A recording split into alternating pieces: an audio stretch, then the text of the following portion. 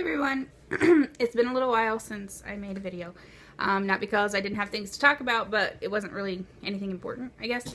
And anybody who knows me very well knows that I can just talk because, I don't know, I can just talk. Apologizing in advance. I have a cat in heat, and I have two dogs roaming around here who are probably going to be in my face at some point, and I've got crazy hair and no makeup, so you're getting to see me in my natural habitat. So over the course of the last week, we've had some new developments. Still in contact with CNY, kind of getting everything going, and on Wednesday night, I received a letter from our insurance company letting us know that at the first of the year, our pharmacy benefits were going to be with a new provider. This kind of threw a wrench into some things for us because, as we are currently aware, we do have minimal coverage of a few of the infertility medications with Express Scripts. Even though they say that they're covered, they do have to go through a prior authorization process. But we've been told that, you know, that's kind of a formality, so things look pretty good. Now with this new company, we have no idea what they're going to do, and when I contacted them, they don't know either. And that always makes me nervous when I don't really get a legit answer, and the first question that they ask is, well, what is it being prescribed for? Anybody who's very familiar with the infertility process knows that when they start to ask that question, you can pretty much guarantee that they're going to find a way to deny it. It's sad, but it's true. So I contacted CNY and I asked them, could we kind of expedite the process a little bit? We were hoping to kind of get past the holidays. I know with my first video, one of the things that I talked about was that, you know, we've kind of felt like during Christmas this was going to happen. And the more we talked about it and timeline wise, you know, it's stressful enough this time of year for us, and then compounding all of these added hormones and whatnot. Maybe it wasn't the best idea for me to just jump into all these injections. But now that we've had this to the mix, it's like, well, you know what? If we're either in it or we're out, you know? So I contact CMY. They send me the list of medications, which, oh my God, is crazy. But, yeah, like I didn't have any idea that that was going to happen. So I contact them, they send everything to the pharmacy, and right now the pharmacy is working to get our authorization approved prior to the first of the year, so that if we do have any coverage, they're going to get us the absolute best possible options that we have before our insurance coverage changes, which is amazing considering that's like, you know, 2 weeks, and they're short weeks on top of that with the holidays. So that's pretty incredible. Without any benefits at all, our medications are looking at being almost $6,000. Number one, because of my age. And I get that. I don't consider myself old by any means, and I know that the doctors they don't either. But I do have diminished ovarian reserve and premature ovarian failure. So they're going above and beyond to guarantee that we get the max benefit from everything. And I'm on board with that. It's just incredibly expensive. We did apply for a compassionate care. That was per the doctor's office request. They felt like it was good to have that backup in case our insurance coverage falls through. We qualified for 50%, which is very helpful, but it only covers 3 of the medications, I believe. It might only be 2, actually. And so with that being the case, fortunately one of them is one of the very expensive medications, the Gonal-F, which is $1,000 per 900 IU pen. And if you're not real familiar with these medications, of course, you know, send me messages, comments. I can try to answer as much as I can. I sadly have been doing this for a very long time, and I know way more than I should because I read everything. Anyway, so each one of those pens is like $1,000. So the 50% off, even if we don't have insurance coverage, is going to cut that in half, which is a large benefit. I mean, it really is. It's really helpful to, you know, anybody who's having difficulty financially. Even still, with that discount, we're still looking at like $3,500. So if we don't get our insurance benefit, it's going to put us in a position where we have to wait until we get our income tax return, just because we're really, really close to having the amount to pay for the procedure and pay for the medications. And, you know, then you figure in travel expenses and everything else. It's like, you know, at this point, we want to be on the safe side. We don't want to rush into anything. And, I mean, obviously, there's, you know, a big chance of failure, you know, and if we go all in and then we completely break ourselves and something else happens on top of that, you know, I mean, it's not a wise decision. So we're going to wait until we know there's an extra couple grand in the bank so that we have that little bit of a cushion, you know. But hopefully we're going to have those insurance benefits come through and everything's going to stay on schedule the way we've been planning up to this point. And I apologize because when I'm not driving, I talk with my hands a lot. So anyway, that's where we are with the medicine right now, is we're just kind of waiting. My protocol is crazy. I'm going to be doing like 4 shots a day, 2 intramuscular, 2 subcutaneous, and then all of these pills, the, you know, the little inserts. Anyway, so it's going to be a very interesting process. And now that, because we've kind of sped things up timeline wise with the insurance, you know, we are definitely looking at by Christmas, we're probably going to be, you know, further than we originally anticipated. So yeah, so it's just kind of, well, it is what it is. You know, we're just going to have to figure it out as we go along. This is all, the IVF process is all new for us. The injections are not new, you know, going to the doctor, vaginal ultrasounds, oh, the magic wand. None of that's new, you know, like, it's unfortunate that a girl has to get that used to, you know, their doctor performing that kind of stuff. But, you know, anybody with PCOS or infertility issues, you pretty much already know that that's the way it's going to be. Outside of that, I do have a story to share, and this is from last night. This is kind of what prompted me to go ahead and do a video right now. Yesterday was my grandmother's Christmas party, so we went down and spent I don't know, a small portion of the day with her, and then a little bit of time with my parents before we headed home. After we came home, we decided to get a late dinner because it had been since 2 o'clock in the afternoon since we had eaten. So it was like, I don't know, 8:30, 9 o'clock last night. We had a late dinner. And while we're sitting there, there's this group next to us. I think it was like maybe 4 women and 1 gentleman. I got the impression that it was like an office type little Christmas get together or holiday get together, which is great, you know, and they're laughing and talking, having a good time. And you know how a group, typically the group dynamic is a little loud. That doesn't bother me.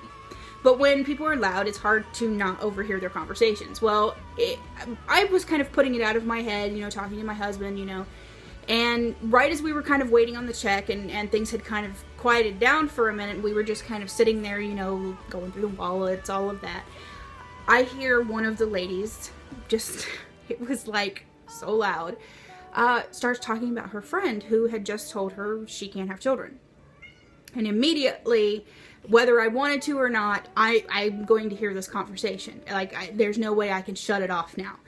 And she starts talking about this friend who, yeah, she says she can't have babies. And so, of course, the group kind of chats a little bit. And then they start making the comments of how, well, it must be because of something that she's done wrong. My heart starts to pound at this point, because it's like all I can do not to go over there and correct that dynamic, that it's not something that someone has done wrong. Let's just get that out there first. If you're listening to this and you think this might be your fault, this is not your fault. You didn't ask for this. You didn't cause it. You didn't sin in a past life. You haven't sinned in this life. God is not punishing you for anything. It just so happens that this is something you have to deal with. You know, it's not your fault. So to hear someone say that, you know, all of my worst fears were realized last night. Because anytime I share my story with someone, I always have that concern of, what are they saying when I'm not around? You know, what are their attitudes towards me when they're not face to face? What do they say to other people when someone asks about me or when they want to share information about me? Well, they brought all of my fears into reality last night. So they continue talking about this young woman, and I'm assuming young woman, that, you know, she can't have children. And they're talking about how this must be her fault. You know, obviously she's done something wrong in her life, and that there's a reason why she's not allowed to have children, because, you know, she wouldn't be equipped for that. Anyway, so they continue on, and I've decided at this point, I'm just going to keep my mouth shut. It's none of my business. Just stay out of it. And then they started laughing. It breaks my heart, and I don't want to cry now, because I don't cry. It's probably easier for me to cry because right now I feel like I'm alone. They laughed at her. They laughed at her situation, and it was gossip, and they made fun of her. They blamed it on her. They told each other that it must be her fault, and that, you know, her problem wasn't real, pretty much. That it was just a joke. And it just broke my heart. Because I know it's hard enough to not blame ourselves. And then when you find out that behind your back other people are blaming you too, and they make your life and your struggle out to be just this big funny, you know, oh, whatever, you know, it doesn't affect us, so it doesn't matter, you know, oh, poor her, ha ha ha ha ha. All I could think was this woman had probably gone to her friend in confidence, seeking support, someone to talk to. She probably got really bad news. And if it was recent, you know, this time of year is a really crappy time to deal with the idea. I mean, because being around all the kids with the presents and whatever, and they're all excited, and it's just a constant reminder of what we can't experience at this point. And for those of us like myself who have had losses, it's even harder. You know, our first loss, he would have been, you know, like 4.5 years old. He would have been fun. Christmas would have been exciting this year. And he's not here. And all I can envision him when I watch the nieces and nephews is that he's supposed to be there with them. And him and all of the others that we lost very early, they're supposed to be there. They're supposed to get to open presents. And I watched my grandmother with the great-grandkids and probably soon to be great-great-grandkids. And I wonder, maybe I'll never get to have those pictures with her. That, you know, those little gifts that I remember from the time I was small. What if my children don't get to experience that with her? I never met my dad's dad. I barely knew his mother. And it's always bothered me that I never got to meet them. And I know that I have so many memories with my parents and my grandparents that it's so painful knowing that I only get to share my memories with my children. I just want a picture. I don't do this in front of people. So when I hear somebody laughing that it's just a joke, it's not a joke. Until you've experienced it, you can't possibly understand how hard it is to just want something so badly, something that comes so natural, to just be taken away from you. And I know it's not my fault. I know God isn't punishing me. And I know I'm not the only one who's felt that way. So when I listened to them, they laughed at her. And they made her out to be a joke. And that she had made some sort of mistake in her life. That's the only reason. That she wouldn't be able to have children. It took me to this really bad place. I remembered being that girl. I remembered knowing that if I told people how they might react. And the things that they've said to me over the last 10 years. So I sat there for a few minutes and I decided I wasn't going to say anything. But I did write a note. I took my little napkin and I wrote that, tell your friend she isn't alone. I'm a 10-year infertility veteran. And I signed it only with the hashtag, I am 1 in 8. And when we gave the check to our server, I asked the young lady, I'm like, could you please, when I leave, give this to this table? And I know that she read it and she, like, I could see it on her face. She was like, absolutely. I will make sure that they get this. My goal was not to shame them, even though they really needed it.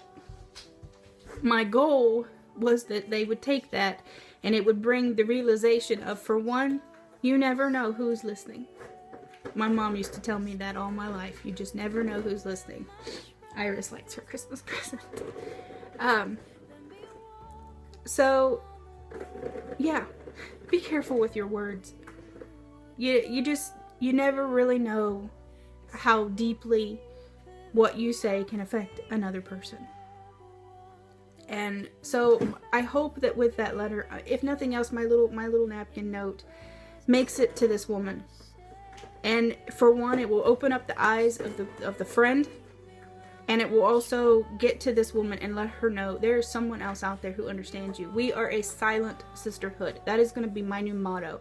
We are a silent sisterhood and we are in this together. Do not feel alone. For all of those people out there who might be laughing at us or who think that we brought this on ourselves somehow, there are so many of us who don't feel that way.